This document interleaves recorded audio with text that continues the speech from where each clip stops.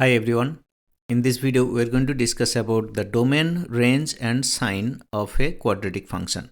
We are going to talk about 6 different scenarios. 3 of them would be when the leading coefficient is positive and the other 3 scenario would be when leading coefficient is negative. So we are going to first start with the scenario where leading coefficient is greater than 0, meaning leading coefficient is positive, and then under that condition we are going to talk about 3 sub scenarios where the discriminant is negative, discriminant is 0 and discriminant is positive. So when leading coefficient is positive we are going to talk about 3 scenarios, right? So let's get started with the first one. So the first one will be when leading coefficient is greater than 0 and discriminant is less than 0. Now for this scenario, the graph of the quadratic function is going to look like this. When the leading coefficient is positive and discriminant is negative, that means there are no real roots. So the function graph will be strictly above the x-axis, and because the leading coefficient is positive, the parabola will be opening upwards. So the graph going to look like this. And because we are talking about a quadratic function which is nothing but a polynomial function, it can take any values of x, because for any values of x the function will be defined. There is no value of x that will make the function undefined, meaning there are no real values of x that will make the function undefined, right? So in this case, the domain for this function will be all real values of x, because it can take any real values of x, the function will still be defined. So now let me make a note on the right hand side, what would be the domain, range and sign of this function. So let me first make the note and then we'll talk about that. So in this case, because we are talking about a polynomial function, quadratic function is nothing but a polynomial function, the domain of the function will be all real numbers. That means x can take any real value and the function will still be satisfied, right? So that is why I have written here that domain of the function would be all real numbers. So the domain is actually indicated by a D with a subscript f to indicate that we are talking about the domain of the function. So domain of the function belongs to the real number set. And then for the range, I have written the range of the function belongs to a set of numbers which goes from negative d by 4a all the way to positive infinity. Now why negative d by 4a? Because the lowest value of the function will be at the vertex. So if you think about the vertex, the lowest value of the function will be at the vertex, and that is why I have indicated that the lowest value of the function will be negative d by 4a, because that is the y coordinate of the vertex. Now if you are thinking where that negative d by 4a came from, I have already created a separate video, feel free to watch it. That video explains how to determine the coordinates of the vertex. So the y coordinate of the vertex is always negative d by 4a. And that is why the lowest value of the function will be at the vertex, and then it will go all the way to positive infinity. And then when you talk about the sign of the function will be strictly positive because there are no real roots. So the function graph will not touch or cut the x-axis. So for any values of x, the function value will always be positive. That's why I have written that the function value will be greater than 0 for all x belonging to real number. That means in the domain of this function, which is the real number set, the value of the function will be strictly positive. Now here is a new symbol that we have introduced, and if you look at it, this new symbol right here, it is actually read as for all. So you can say f of x, or you can read it like this: f of x is positive for all x belonging to the real number set. So now let's talk about the second scenario where the discriminant is equal to 0, in which case there will be 2 equal roots and the graph will touch the x-axis. So let's first draw the graph and then we'll talk about the domain, range and function sign. So in this scenario where d is 0, meaning discriminant is 0, there are 2 equal roots and the graph will touch the x-axis. Let's assume that the value of the root is alpha. So the coordinate of the vertex would be alpha comma 0 because it will be on the x-axis. And the domain will be all real numbers. Obviously again we are continuing our discussion on this polynomial function, and the domain will be entire real number set, right? So let's not talk about this domain again and again and again. The domain will be real number set for all 6 scenarios, right? So domain will be real number, and then the range will be from 0 to infinity. Now in this case also the range would be from negative d by 4a to positive infinity. However, in this case d is equal to 0. So the negative d by 4a would become 0. That is why I have written from 0 to positive infinity, and 0 included in the solution set because the graph will touch the x-axis. So the graph will also have a value of 0. That will be the lowest value for this scenario. That is why I have written range as 0 through positive infinity. Now, what would be the sign of the function value? Well, the function value will be positive outside of this point. But at that point where the function value is 0, I have indicated that f of x will be 0 for all x belonging to the set of numbers, and the number includes only the alpha. Alpha is the assumed root here. So in this case, this alpha right here is actually the root that I have kind of used right here as the coordinate of the vertex. So I have assumed that alpha is that root, which is the equal to roots of this function graph for this scenario. So if alpha is the root or the 0, you can say 0 of the polynomial function. So if alpha is the 0 of the polynomial function, then this function value will become 0 at alpha, right, where x belongs to alpha. That means when x is equal to alpha, that is where the function value it becomes 0, and otherwise the function value will be strictly positive. That is why I have said f of x is greater than 0 for all x belonging to the entire real number set excluding the number alpha. For all other values of x, the function value will be positive. I hope that makes sense. Now let's talk about the third scenario where discriminant is positive, and in that case there will be two real roots and the function graph will cut the x-axis at two distinct points. So let's draw the graph and then we'll discuss this.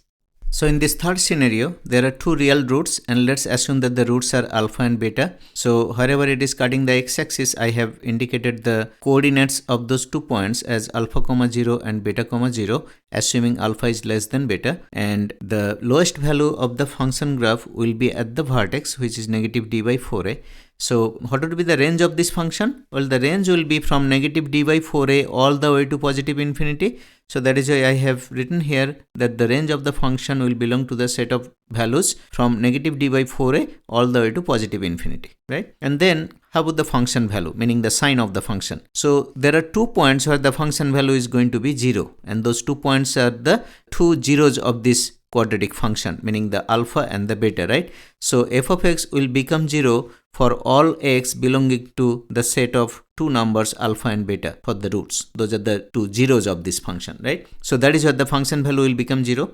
And then the function value will become negative between alpha and beta. If you look at the graph carefully, the function value goes below the x-axis. That means that is where the function value is negative. So between alpha and beta, the function value is negative. That's why I have written here that f of x is less than 0 for all x between alpha and beta. And then the function value becomes positive beyond alpha, before alpha and beyond beta. So from negative infinity all the way to alpha, the function value is positive. Also from beta to all the way to positive infinity, the function value is again positive. So that is why I have written that f of x is greater than 0 for all x belonging to the 2 sets of number. One set of number would be from negative infinity up to alpha, excluding alpha of course, and union beta through positive infinity, excluding beta of course again, because at alpha and beta the function value becomes 0. And 0 has no sign. 0 is neither negative nor positive, so we cannot include that condition here. So that is why I am using the parenthesis instead of bracket. So for all those values from negative infinity to alpha and from beta to positive infinity, for all those values of x, the function value will be positive. I hope this part is clear. So now we will be talking about the other 3 scenario under the condition where leading coefficient is negative. So far we have been discussing about leading coefficient positive. Now we are going to take the similar 3 scenarios when the leading coefficient is negative. So let's talk about that. So now we are going to talk about the scenario where the leading coefficient is negative, and then the first scenario under that we are going to take is the discriminant being negative. That means there would be no real roots. And let's draw the graph first and then we will talk about the domain, range and function value. So in this case the discriminant is negative. That means there are no real roots, and the function graph will be opening downwards because the leading coefficient is negative, and the graph will look kind of like this. And the domain of course will belong to the entire real number set. The range of values for this function graph will be from negative infinity all the way to the value of the function at the vertex. That will be the highest value of the function. Lowest value would be negative infinity, highest value would be whatever is the y coordinate of this function graph at the vertex, which is negative d by 4a.